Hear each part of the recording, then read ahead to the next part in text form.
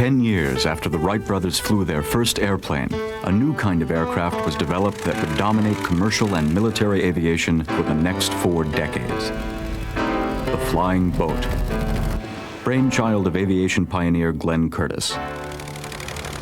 It is an American legend that has come and gone. Born at a time when few paved runways were available to accommodate large aircraft, these unique seaplanes offered size and range unmatched by any land plane.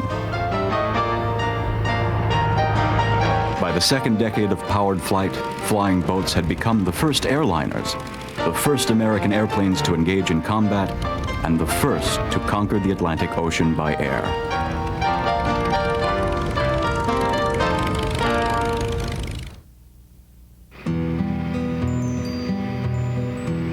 The freedom of flight is like no other. For the pioneers of powered flight, gazing at the ground that passed far below was a liberating experience, and especially satisfying, for they had conquered the air with machines of their own design. But what goes up must come down. While the space above the ground is limitless, a suitable surface on which to land is not.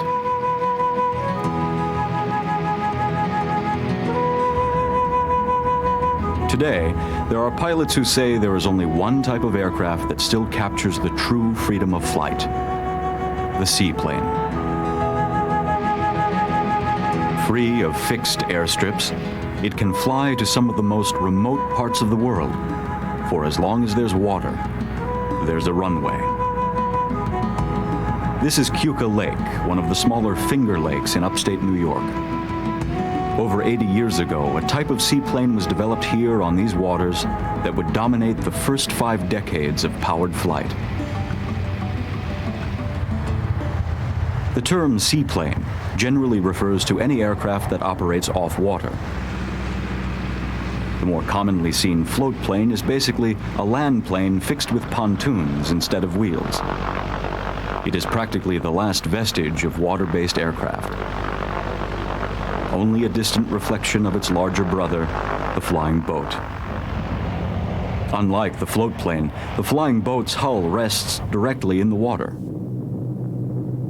These large seaplanes were the mainstay of both military and commercial aviation up until the end of World War II.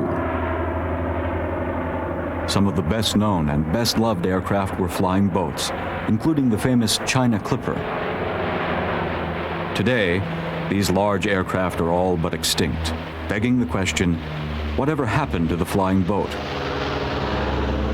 To find the answer, it must first be learned why the flying boat, the origin of which is found in the mind of one of the greatest pioneers of aviation, Glenn Hammond Curtiss. Second only to the Wright brothers in the annals of aviation, Glenn Curtiss was a genius in his own right. Self-taught aeronautical engineer with a penchant for problem-solving, Curtiss established many firsts in aviation. He was truly a small-town American hero. Born in 1878 in Hammondsport, New York, Curtiss developed an early love for bicycles. As a teenager, he would bike up and down the hills around Hammondsport, developing his muscles to the point where he began entering in races and winning. At age 20, he opened his own bicycle shop, and it was not long before he adapted gas-powered engines to his bicycles. They said Glenn was addicted to speed, an acute observation as he soon earned the title of the fastest man on earth after setting a motorcycle speed record of 136 miles per hour in 1907. The Curtiss name was becoming synonymous with superior engineering. Meanwhile, a different kind of machine had made history some 3 years earlier. The Wright brothers had become the first to successfully fly a mechanically powered airplane. But their obsessive secrecy in its continued development led many Americans at the time to doubt the authenticity of their claims. Famous for his motorcycle engines, Glenn Curtiss had attracted the attention of the famous Dr. Alexander Graham Bell and was asked to join a group called the Aerial Experiment Association. The 5 members, guided by Dr. Bell, set out to study the mechanics of flight, whereby each member would design and fly his own airplane. Curtiss was selected as director of experiments, and machines were to be built at his plant in Hammondsport. The first 2 aircraft were successfully flown over short distances, but the Curtiss-designed aircraft clearly outshined the rest. The June Bug, as it was called, performed so well that the members of the AEA elected to try for the coveted Scientific American Trophy, which had been offered for the first public flight over a distance of 1 kilometer or more. On July 4th, 1908, Curtiss flew his June Bug a distance of over 5,000 feet, well beyond the kilometer required to capture the trophy. The crowd of newsmen, scientists, and officials had witnessed the flight. It was now on record, in the public's mind, man could truly fly. From that point on, the quiet man who loved to tinker would be forever associated with the advance of aviation.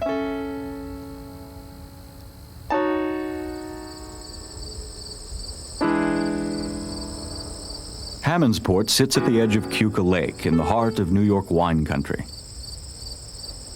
In the fall of 1908, Curtiss removed the wheels of his June Bug and replaced them with 2 canoe-like floats. To the other members of the AEA, his intentions were clear. If you look at this valley where they're experimenting, they're relatively small fields. You had to fly over some rather forbidding country, including vineyards. And if you've seen vineyards from the air, you know it's an inhospitable surface. And I know Curtiss had to fly over this. So I think when he compared what they were flying over and wanting to continue experimenting, that's why he wanted to see if they couldn't possibly fly off water. Another thing, as air aviation developed, there were very few flying fields, but there were lots of lakes. It was completely logical. Keuka Lake offered a calm, smooth surface and a relatively unlimited runway. The Loon, as it was called, sat catamaran style in the water. It proved perfectly capable of speeding across the lake's surface, but refused to get airborne. A stronger engine was installed, but still no liftoff. Power, however, was not the problem. The flat bottoms of the triangular floats could not break the suction of the calm lake surface. After a float was damaged in testing, further development of a water-based aircraft was soon shelved, but not forgotten. The notion of water-basing an airplane was nothing new. As early as 1905, French aviation pioneers Gabriel Voisin and Louis Blériot had experimented with seaplane gliders on the River Seine. And in 1910, the French marine engineer Henri Fabre became the first to successfully take off and land on water in an airplane. Called the Hydravion, his fragile aircraft was later wrecked during a landing. Insufficient funds grounded any further development, but Fabre went on to manufacture floats for future aircraft, such as this Voisin amphibian. Meanwhile, the international community was buzzing over the most dazzling display of aircraft yet seen. In 1909, the first international air meet was held in Reims, France. The crowd of over 200,000 people watched as the young American, Glenn Curtiss, bested the finest aviators Europe had to offer. His latest aircraft, aptly called the Reims Flyer, was powered by an 8-cylinder, 51-horsepower engine. Upon takeoff, Curtiss impressed everyone with his speed, 47 miles per hour.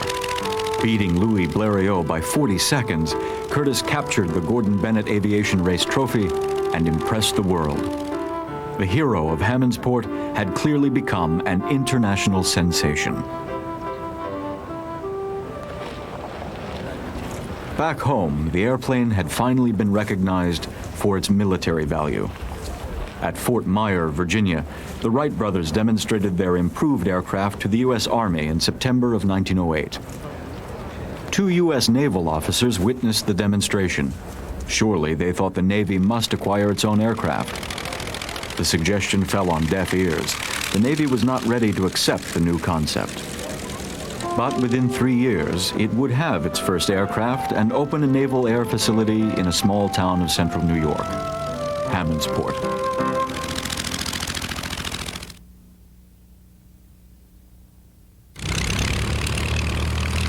By late 1910, Glenn Curtiss has persuaded the U.S. Navy to allow one of his exhibition pilots to take off from a wooden deck mounted on the bow of the USS Birmingham. 2 months later, on January 18, 1911, the same pilot, Eugene Ely, lands the Curtiss pusher on a platform erected over the stern of the USS Pennsylvania. After refueling, he takes off again and lands on shore. Surely the Secretary of the Navy cannot ignore the implications of these remarkable demonstrations. But in fact, the Secretary states that such a capability has little practical application for a surface Navy. Still unable to pique the Navy's interest in aviation, Curtiss tries a different approach. He will offer to instruct a naval officer, free of charge, in the operation and construction of his aircraft. The Navy sends Lieutenant Theodore Spuds Ellison to North Island at San Diego, California, the site of Curtiss's new winter facility. Ellison is a fast learner, but his keen interest in flying lessons is soon redirected toward Curtiss's latest project, an aircraft that operates off-water. Amid the flat, sandy beaches of North Island, the two men begin working together to solve the problems associated with getting airborne from the water.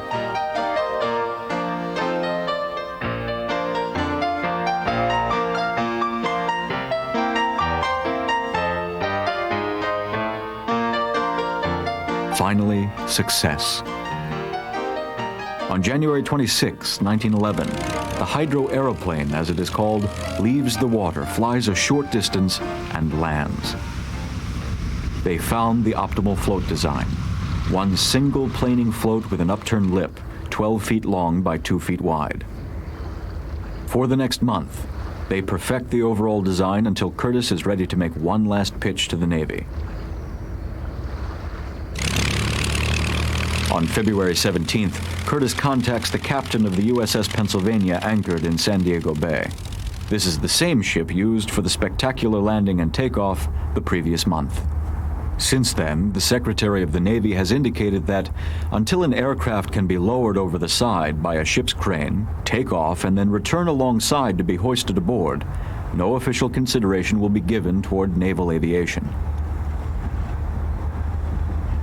Before the very eyes of the commander and crew, Curtiss lands his aircraft along the ship's side, engages the crane hook to a sling he fashioned earlier, and rides on the top wing as it is hoisted aboard. After a brief visit, the process is reversed.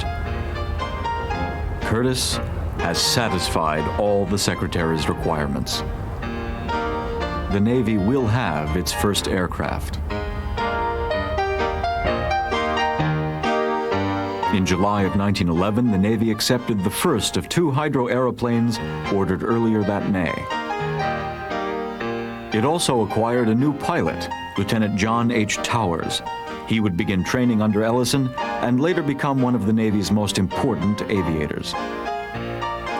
Hammondsport soon evolved into a small naval air facility.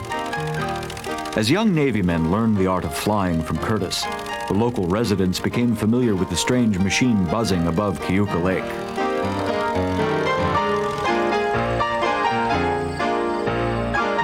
With the success of the hydro aeroplane, Curtiss was ready to move on to the next step in the evolution of waterborne aircraft.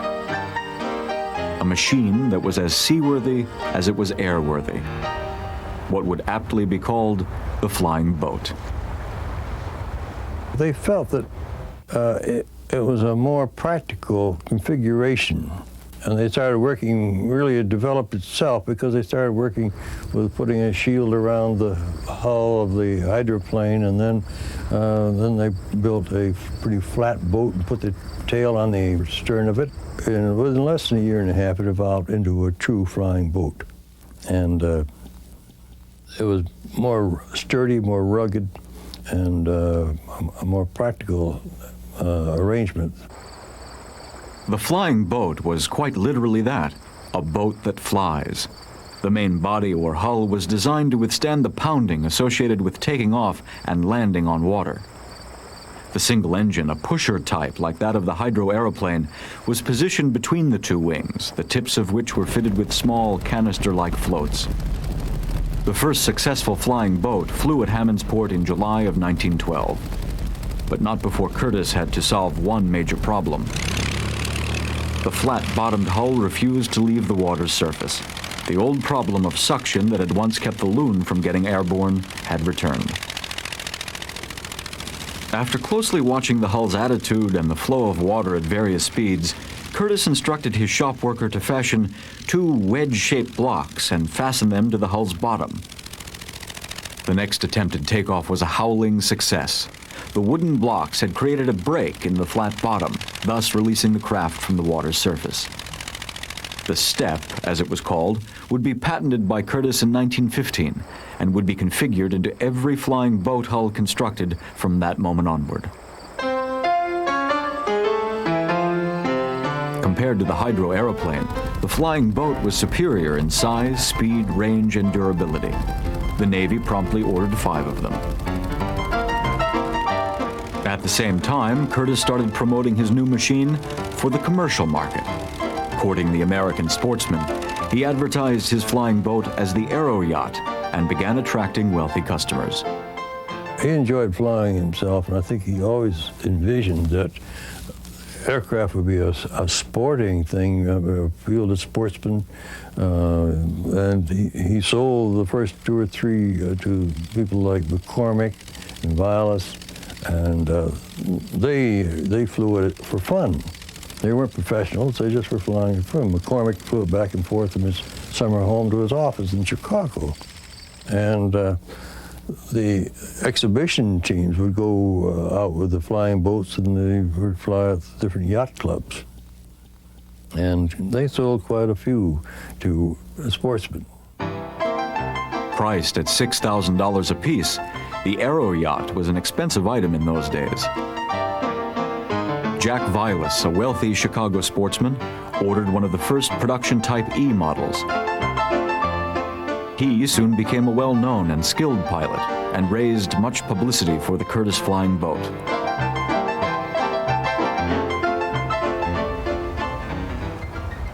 Today, Cayuga Lake still has its share of sportsmen, and Hammondsport residents still enjoy the quiet simplicity of small-town life. So do the many visitors who come here annually. Wine lovers call the valley the Grape Bowl of the East, but others call it the cradle of aviation. Just outside the village, Hammondsport honors its celebrated hero at the Glenn H. Curtiss Museum. Replicas and original models of many Curtiss machines are on full display. Aircraft include the Curtiss Pusher, the Jenny, which was a famous World War I trainer, and of course the Junebug. The museum staff has tried to include the significant developments of Curtiss's life in its collection. But as any one of them will tell you, the collection still has one major gap. That is, temporarily. Just off the main exhibit hall in the museum workshop, several volunteers are very busy. And it's no secret. Visitors are more than welcome to watch these men build a replica of one of the original Curtiss flying boats. It will be directly based on the Model E type that Chicago sportsman Jack Vilas had purchased in 1913. What we can do is make a template of the old boat from the forward. The shop workers are not professional aircraft builders, nor do they have any formal aeronautical training. Instead, Art Wilder and his crew are working in true Curtiss fashion. As we go along, we're going to be virtually just where we want to be. They use a practical knowledge of carpentry. They rely in part on instinct and a lot on past trial and error experiences gained from previous restoration projects. Then we can start putting in the stringers on the side and start planking. They have a variety of resources for reference, including the original hull of Jack Vilas's flying boat. The original hull, which you have here, that we're making a replica of, is on loan from the Smithsonian.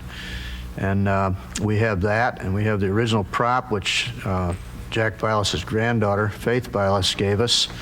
And we have a lot of pictures. We have wing sections from typical of that era from another plane that we're copying. We have some prints from San Diego, and we got drawings that we've made. And basically, we've got quite a bit to go on with this boat. We hope to make this a flying replica when we're done. None of the original Curtiss flying boat models are known still to exist. Building an exact replica of the Model E is going to be a little like piecing together a puzzle. Fortunately, the original Vilas hull, on loan from the National Air and Space Museum, will serve as a three-dimensional blueprint. And what we've done with that one is measure it on an individual frame basis. And we've made full-size drawings of each frame, and then kind of used those as a gluing jig and made it up in each one of the station frames. Then the stuff that we don't have, we're going to have to take some educated guesses and again work from some pretty good photographs. Fortunately, Curtiss and his people took they were very profuse in their photographic work and labeled who was in the pictures and the dates, and so we've got some pretty good records from that. There'll be a lot of things we're still going to have to take some guesses on. The original Vilas E boat had an upper wingspan of 40 feet and a lower one of 31 feet 3 inches. The overall length measured 26 feet. In replicating the flying boat, Art and the others are building not just an aircraft, but a boat as well. Some might see this as twice the headache, but for them, its being half boat might make things easier. We built ice boats up here, and this flying boat has got a lot of similarity between a large ice boat. It's a little more elaborate, but we do have some experience in the boat area. Of course, living on Keuka Lake or near it, you get that, you acquire that. Maybe that's genetic, I don't know. But Fortunately, there are Curtiss engines that have survived over the years. The early ones used in his flying boats ranged from 60 to 100 horsepower. The original in the Vilas boat was an OXX6 model, which was developed after the popular OX5. this one is a 100 horsepower version of that. It's got a little bit more bore, same stroke. It's a 4 1/4 inch bore, 4 inch stroke. And this particular engine we bought down at Long Island, it's really the engine, that style engine or that model is the one that was on this boat. So that part's going to be very accurate. This particular one was last flown in 1939, so it obviously needs a teardown. And we'll see. We're hoping it's a low-time engine that won't require much work. But if so, we should be able to handle that either with ourselves here or with our friends that know more about these engines.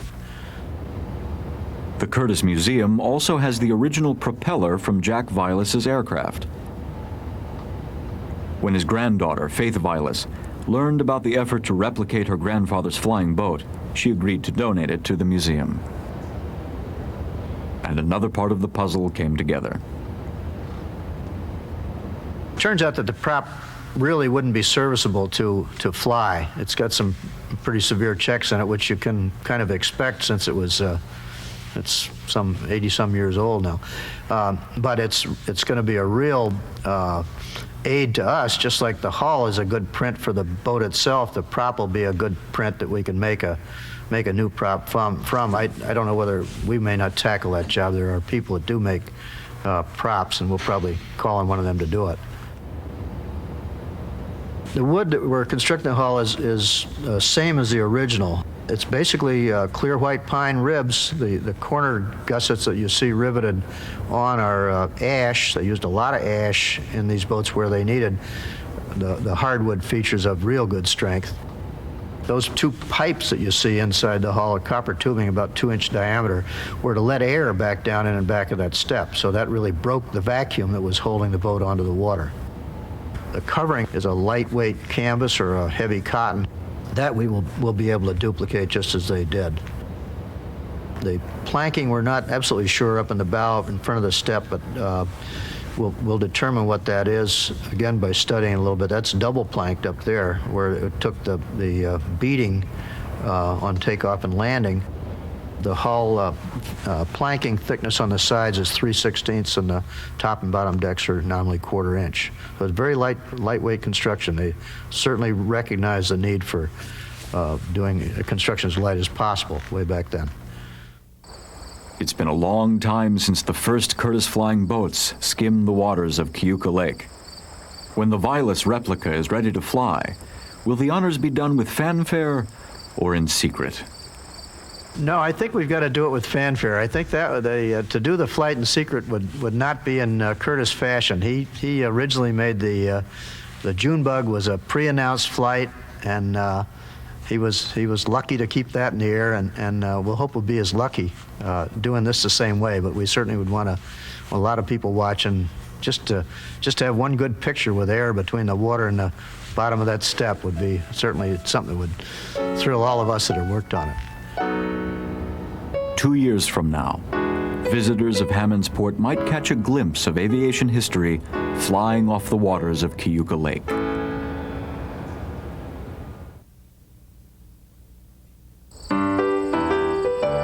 By late 1913, Glenn Curtiss had become a leading figure in American aviation and the largest aircraft manufacturer in the United States. The factory at Hammondsport was inundated with demands for his latest aircraft, the Flying Boat. Aviation pioneer welcomed automobile pioneer that year as Henry Ford paid a visit to see Curtiss's newest machine.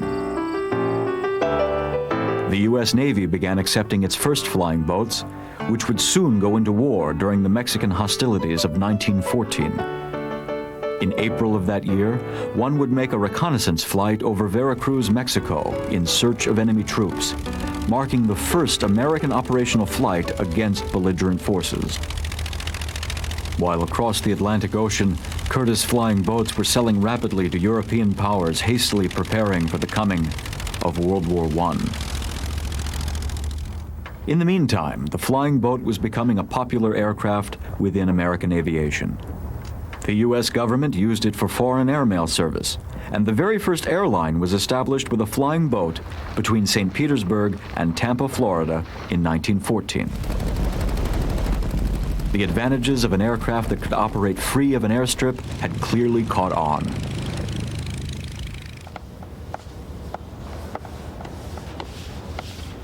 In April of 1913, a wealthy British publisher offered £10,000 to the first person to fly across the Atlantic Ocean from the United States or Canada to any point in England or Ireland in 72 consecutive hours. By December, a wealthy American, Rodman Wanamaker, secretly agreed with Curtiss to finance the design and construction of a transatlantic flying boat. If anyone could do it, he thought, Glenn Curtiss could. By that time, a skilled British pilot by the name of John Cyril Port had become closely associated with Curtiss and his flying boat developments. The Curtiss Wanamaker transatlantic flyer was named America, and 2 pilots were chosen, John C. Port and the Navy's Lieutenant John Towers. One English, the other American. It was all part of Wanamaker's ideal plan to join the United States and Great Britain by air, commemorating 100 years of peace and friendship between the two countries. On June 21, 1914, the huge aircraft was ready for its first flight test. Lieutenant Towers had since been called away by the Navy and was replaced by George Hallett, a skilled pilot and gifted mechanic. Catherine Masson, a local vintner's daughter, prepared to christen the America at the edge of Keuka Lake, where the town of Hammondsport had gathered to honor its most illustrious son.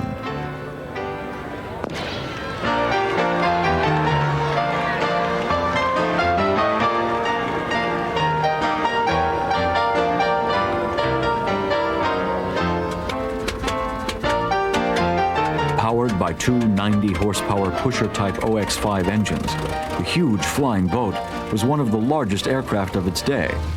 The upper and lower wings spanned 72 and 46 feet, respectively.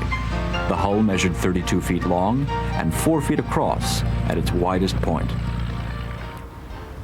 Curtiss, Hallett, and Port all flew the America with great success.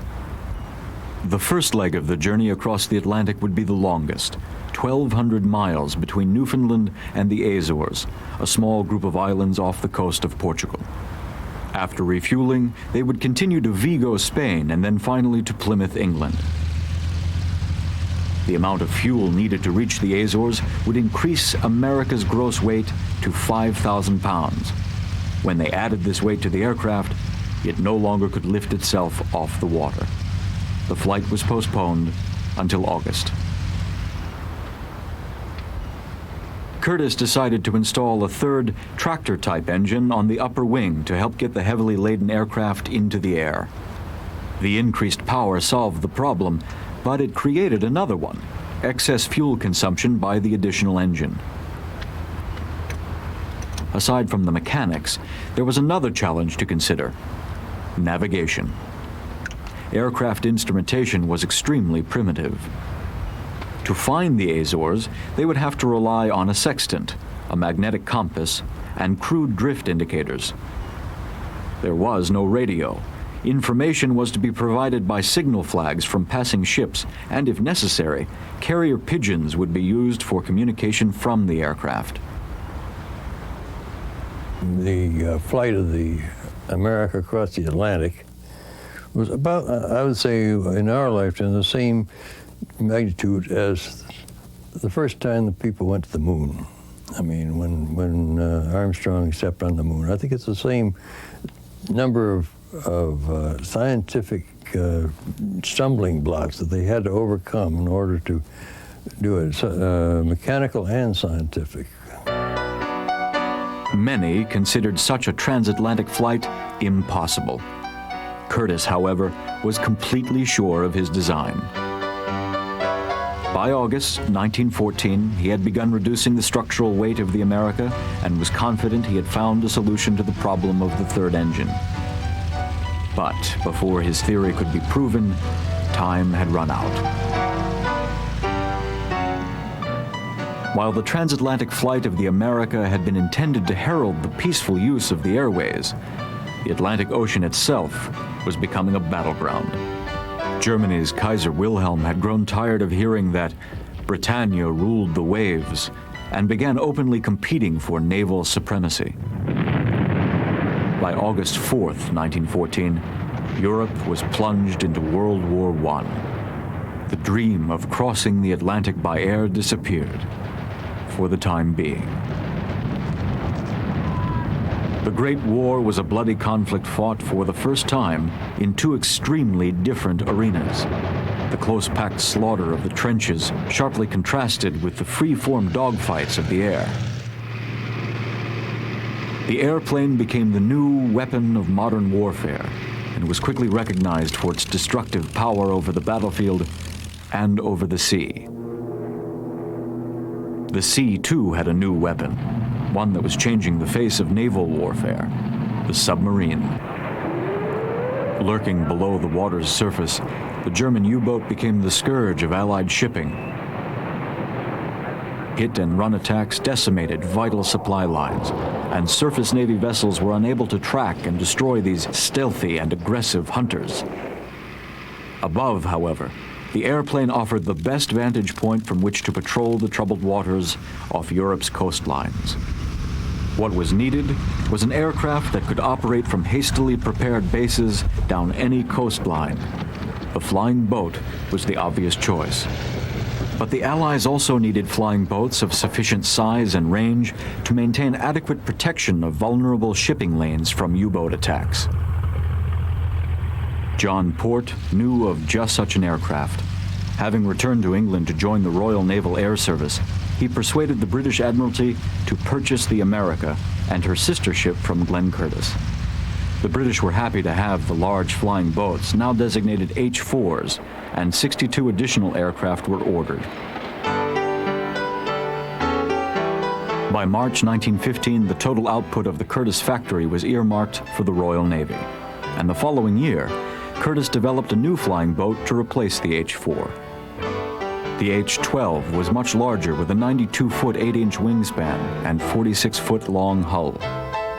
Larger still was the H-16, whose improved hull was based on experimental work done by John Port at the Royal Naval Air Station in Felixstowe, England. Because of its great size, the H-16 could carry 4 230-pound bombs, and with its two 375-horsepower engines, it could fly 95 miles per hour with a maximum range of 378 miles. By 1917, unrestricted submarine warfare in the Atlantic had finally driven the neutral United States to join the Allies against the Central Powers. President Woodrow Wilson had urged the American public to take a stand in the fight for world democracy. And on April 6, Congress officially declared war on Germany. As the nation rallied around the flag, the U.S. military scrambled to mobilize its forces. On May 23rd, the 1st Aeronautical Detachment of the U.S. Navy, consisting of 7 officers and 122 enlisted men, sailed for France. They were the first organized American aviation unit sent to fight in Europe.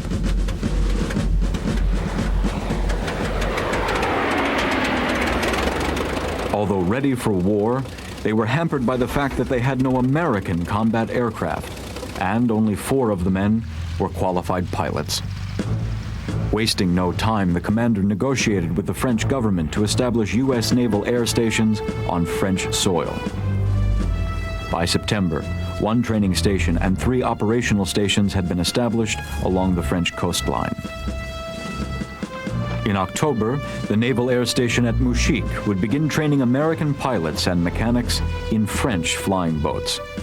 Before the war would end, 27 operational naval air stations would be based in France, England, Ireland, and Italy. Until U.S. combat aircraft could be sent abroad, however, Americans were obliged to fly French, British, and Italian flying boats.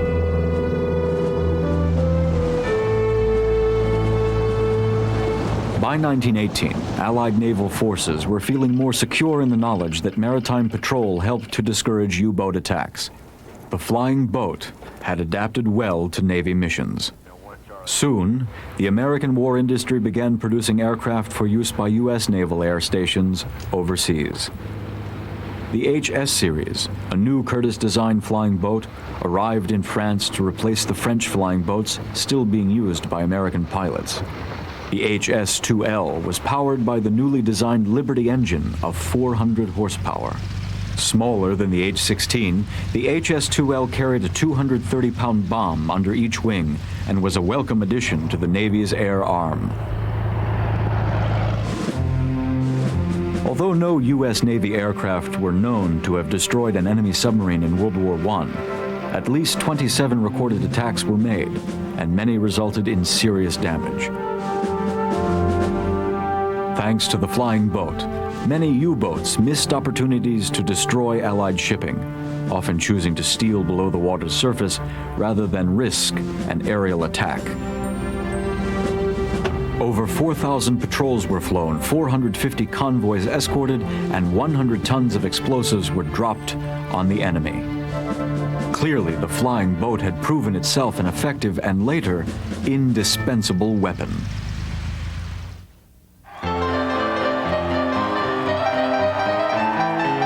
The war to end all wars finally ended on November 11, 1918. 5 years had passed since Glenn Curtiss had tried to free his America from the waters of Keuka Lake. Once an instrument of peace, the America had become a weapon of war. U.S. naval aviation had grown from a handful of machines to over 2,000 aircraft. Of these aircraft, 1,800 were seaplanes, mostly flying boats. In that time, the flying boat had acquired a range and lifting capacity unimagined in 1914. It was time to take another crack at crossing the Atlantic.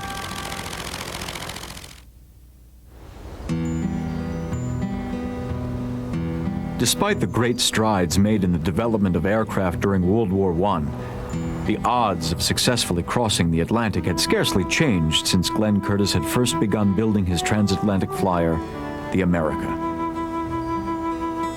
In 1919, Atlantic meteorology was non-existent, radios were undependable, and radio direction finders had only a 15-mile range. Getting across the ocean was still a navigator's nightmare. Determined to be the first, however, the U.S. Navy was undaunted. For in May of that year, 3 Navy flying boats left Rockaway, New York, to conquer the uncharted airways of the North Atlantic.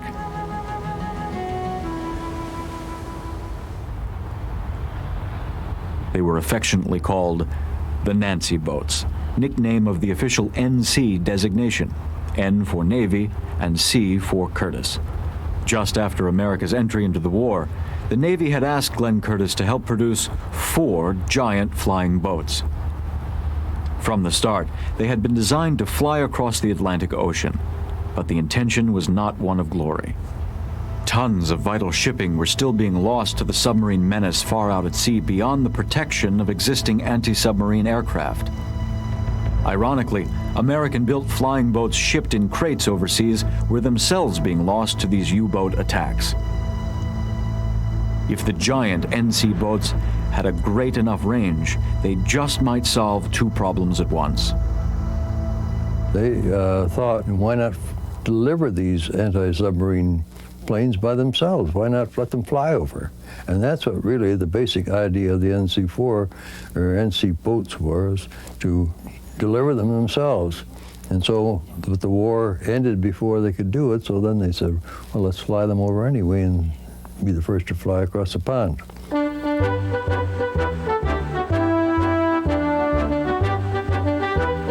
The end of the war had left the Nancy boats without a mission. It appeared as though their transatlantic capability would go untested. But this time, Curtiss's dream of flying across the Atlantic did not fade away. Commander John Towers, now the Navy's senior aviator, seized the opportunity. The U.S. Navy, he proposed, must take advantage of the NC boat's unique capability. Indeed, a successful crossing of the Atlantic would win national prestige and bolster America's aeronautical prowess. The decision was made. The NCs were now clearly bound for glory. The NC's upper wing stretched 126 feet, 54 feet wider than that of Curtiss's original America. It stood 24 feet in height, with a 10-foot wide hull. The tail boom assembly was designed to extend off the abbreviated hull in order to save weight, giving the entire aircraft an overall length of 68 feet. Never before had an aircraft of such dimensions been built in America. The first Nancy, NC-1, had performed well in flight tests, and Curtiss had no doubt it could fly the distance to Europe.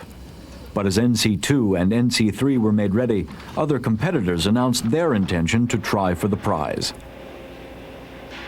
By April 1919, the race was on, and work on the NC-4 continued around the clock.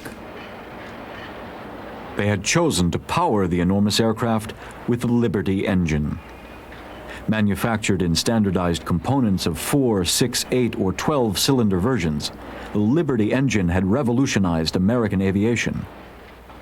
4 units were installed, each generating 400 horsepower.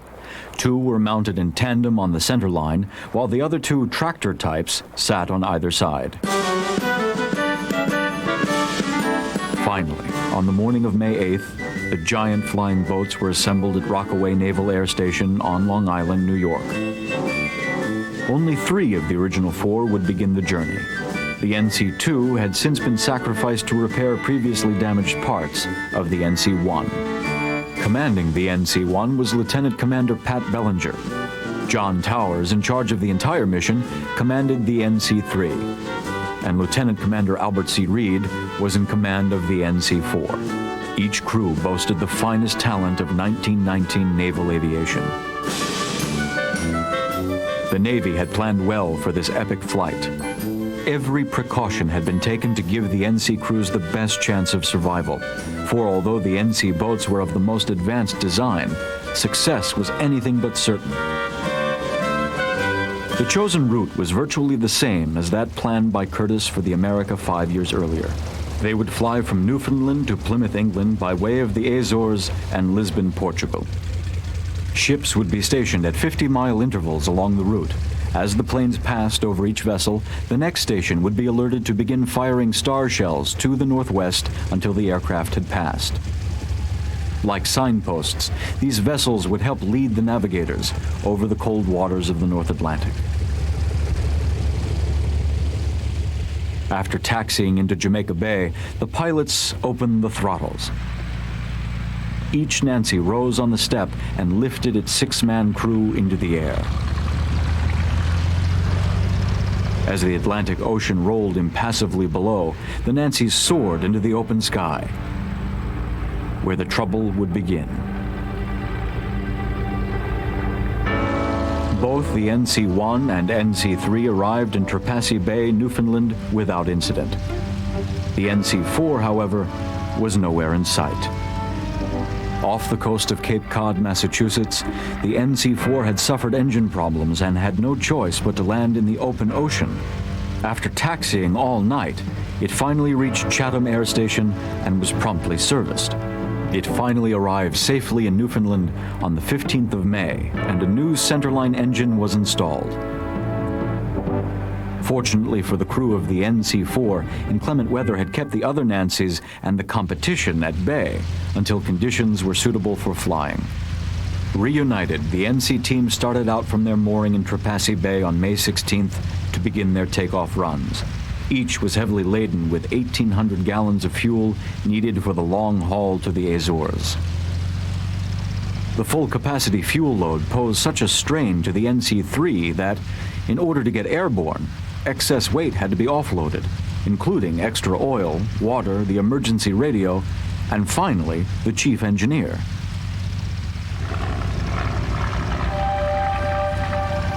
From the start, the NC-4 had outpaced the others, but tried nevertheless to maintain a position behind the lead aircraft, NC-3. Twice, mid-air collisions were narrowly averted. From then on, the NC-4 continued independently toward the Azores, a solitary rock in the vast North Atlantic.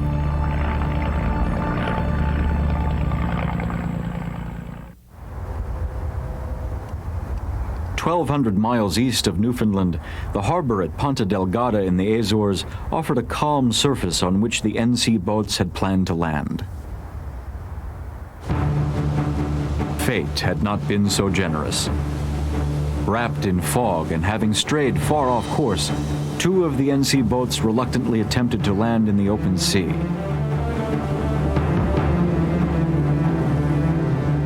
The NC-3 had suffered irreparable damage. Upon contact, the aircraft had skipped across 2 wave crests and smashed into a 20-foot swell. The sudden stop ruptured the hull and wrenched the center engine out of its mounts. The flight was over for Commander Towers. For nearly 2 days, the NC-3 drifted tail first toward the Azores. Crew members perched themselves on the wings to keep the derelict aircraft balanced above the crashing waves. Miraculously, they reached Ponta Delgada after covering 205 miles of ocean. The NC-1 had suffered a similar fate in the open sea before a Greek steamer came to the rescue. Heavily battered, the NC-1 could not be salvaged and was later lost to the Atlantic. John Towers, commander of the NC-3, had been chosen as one of the original pilots to fly the America, and it was he who had brought the NC project to its fruition. But the distinction of being the first to fly across the Atlantic had ultimately escaped him. At about the same time that Towers and the NC-3 had begun battling the Atlantic, the naval watch in the harbor of Horta responded to what sounded like the drone of engines. The NC-4 had done it. At 11:23 a.m. on May 17, 1919, Commander Albert Reed and his crew splashed down at Horta. The longest and most difficult leg of the journey was successfully completed. The Azores had been reached. Like its unlucky sister ships, however, the NC-4 had not flown without incident. Rain squalls, fog, and heavy turbulence had nearly turned the big flying boat into an uncontrollable beast.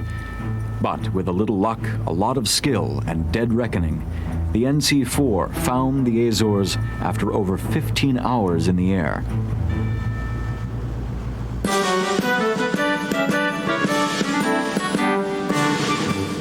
The welcome at Horta and later in Ponta Delgada was more than gratifying. There were congratulations, speeches, and 21-gun salutes. It was an emotional celebration, especially for the NC-4 crew and its outstanding commander, Albert C. Reid.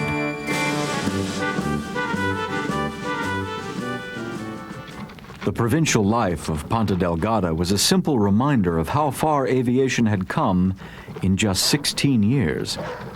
Horse-drawn carts that still filled the streets of much of Europe in 1919 seemed so primitive compared to the technologically advanced NC-4. The flight to Lisbon and the subsequent final leg of the transatlantic journey to Plymouth, England, was completed without incident. In some ways, it had been anticlimactic, for the successful flight between Newfoundland and the Azores had been the true test of the aircraft's transatlantic capability. The landing in Plymouth, however, made it official. The NC-4 and its Navy airmen had been the first to conquer the Atlantic by air, and the flying boat had carried them, foreshadowing the enormous potential these large seaplanes would offer to future transoceanic air travel.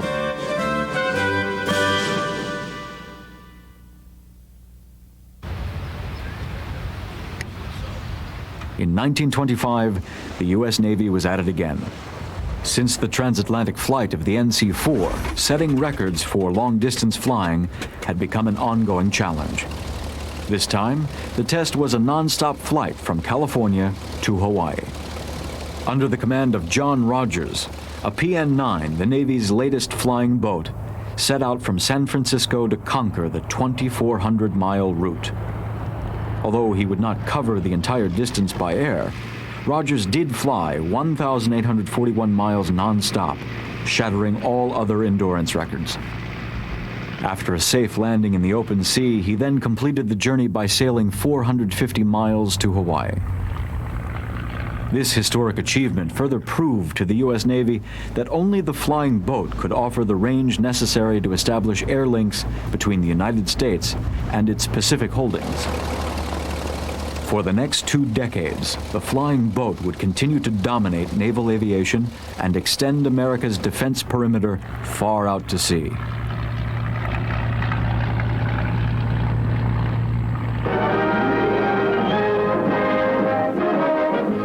Glenn Curtiss and Glider, Manhasset Bay, New York, September 1922. Plane builder Glenn Curtiss readies himself for something new in flying. Gliders have never taken off from water before this, but Curtiss has the courage to see if this... The man who loved to tinker never gave up his love for flying, especially off water. Towed by speedboat at 30 miles an hour, Curtiss lifts his glider from the water. 140 pounds of airship takes to the air in another first for flying. Indeed, another first for the man of many firsts. Among his greatest contributions to the development of aviation, Glenn Curtiss would always consider the flying boat his crowning achievement. I think the flying boat gave him the most satisfaction because it was his. I mean, now the Jenny, he called in engineers to help him design it. And in the early pushers, I think it was a continuation of their development from the AEA. But I think the flying boat, the early flying boats were his. And the dream was his for Wanamaker and also for the NC boats.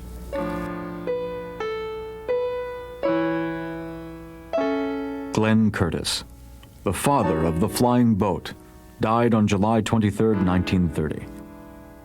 He was 52.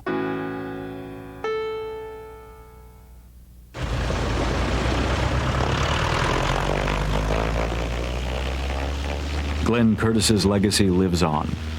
The small float plane survives as a reminder of a time when flying off water was in many cases the only way to fly. By the time Curtiss had passed away, the grandest flying boats ever designed were being built to bring commercial air service across the Atlantic Ocean. The age of the great flying boats would evoke a romance and nostalgia within aviation that has yet to be matched. Those who are too young to remember can still visit Hammondsport, where it all began. And if they're lucky, they might witness the Curtiss Museum's replica lifting off Keuka Lake, where Glenn Curtiss coaxed his first successful flying boat into the air.